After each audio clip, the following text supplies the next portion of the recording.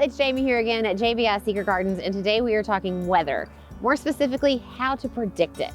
Now, we've been trying to predict weather since the beginning of time, but luckily today we've got these handy little things called phones that usually do it for us. Since we work outside so much, we are heavily dependent on the weather, temperature, precipitation, any storm fronts that are moving in. So our team is constantly trying to figure out what the weather is going to do.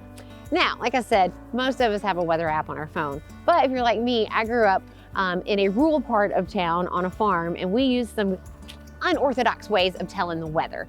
And today I want to talk to you a little bit about those because let's be honest, sometimes we got to keep a little folklore alive, and if we can do it because we know there's a storm coming, why not? So growing up on a farm in Tennessee, my mother always talked about the 5 winters of spring. So you'll notice once the warmer temps start to come in, you'll get these little patches of colder weather before the weather turns warm for good. These are called your winters.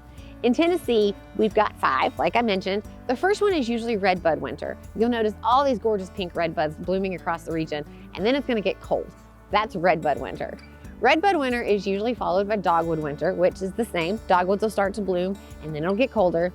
And then you've got locust winter in early May, blackberry winter in mid-May, and then what some folks call Britches winter in late May.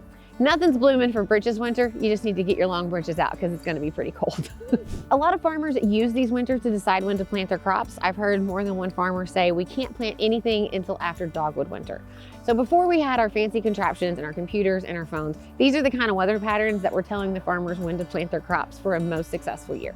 Some other fun ones that our team likes to use, one of my favorites is red sky at morning, sailor's take warning, red sky at night, sailor's delight. What that means, if you see a gorgeous red sunset in the morning, it might be really pretty, but you've probably got some bad weather on the way. However, if the sun is really pretty and sets red at night, the following day should be a pretty nice day.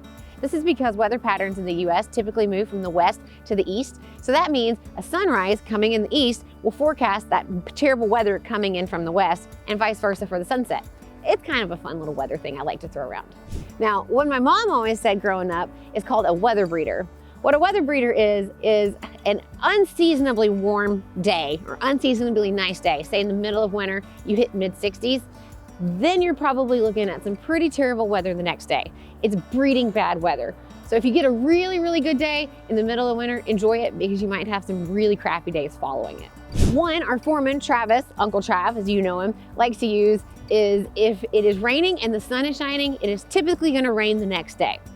I don't know the science behind this, but I do know he's usually right. I've noticed it too. So there you have it.